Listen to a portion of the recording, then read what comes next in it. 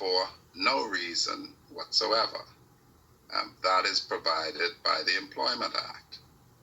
If your employer dismisses you for the reason of failure to take a vaccine that's approved only for emergency use, in my humble opinion, that would amount to unfair dismissal, and you could bring a case for reinstatement under the provision of the Employment Act, because after all, this is a vaccine that is approved only for emergency use. It has not received final approval.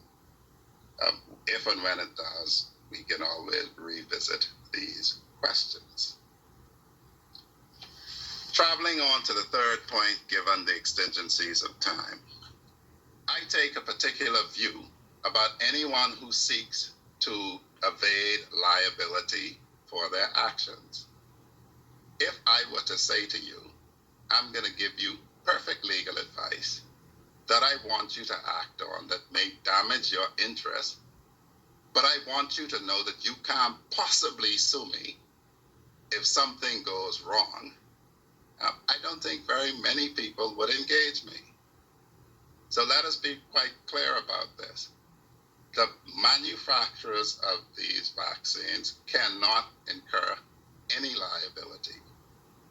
If in 6 months' time it's discovered that they will kill you, they will have no liability to the 250 million people that have already been vaccinated. That is what they have, because they will say, we told you we were still testing this. We told you what we knew to be true at the time. We didn't know that this would do this to you.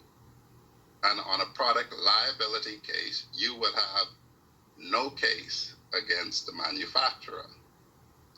Now, you also would have no case against the person who actually puts this medication in your arm, because their only duty is to tell you adverse consequences that they presently know. One may suggest that they might also have to tell you that this isn't finally approved yet, so there may be other adverse consequences that we do not know. But the bottom line to it is, you will not be able to bring a case against a person who injects you so long as they disclose to you the adverse effects that they now know.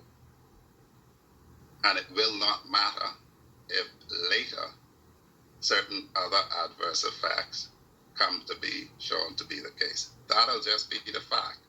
You could come to me, I could try to be as clever as I can, but I would have to tell you, quite sorry, you have no recourse against either the person who injected you or the manufacturer. I was interested to read the report that the Bahamas government has not yet made a decision on whether to assume liability for these vaccinations.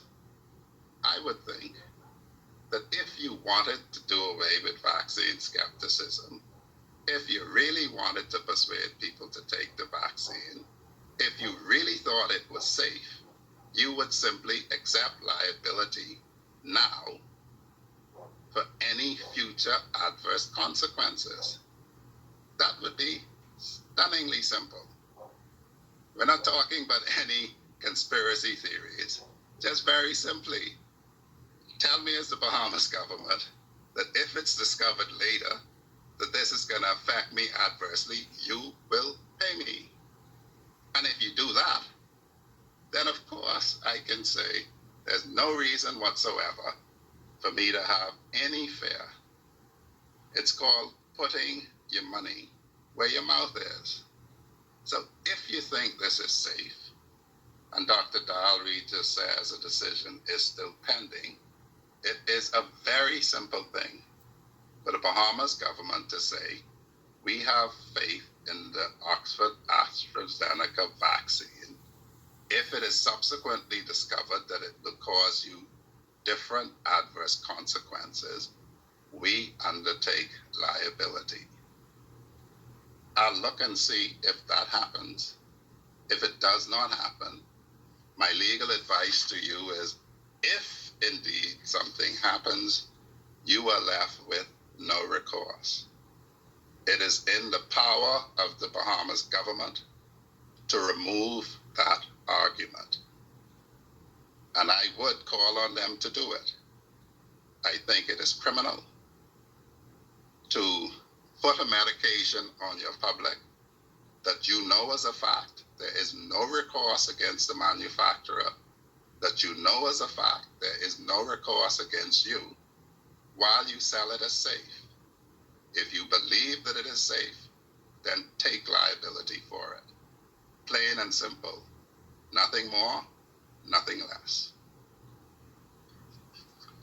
In the interest of time, that would be what I would say on this issue. Of course, as I say, if the vaccines get final approval, then issues over making them mandatory would be a more interesting conversation, and issues over private engagement would be more interesting.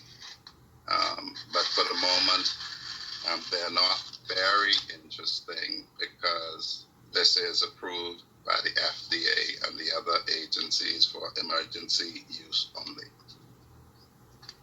So that would be my presentation in the interests of time.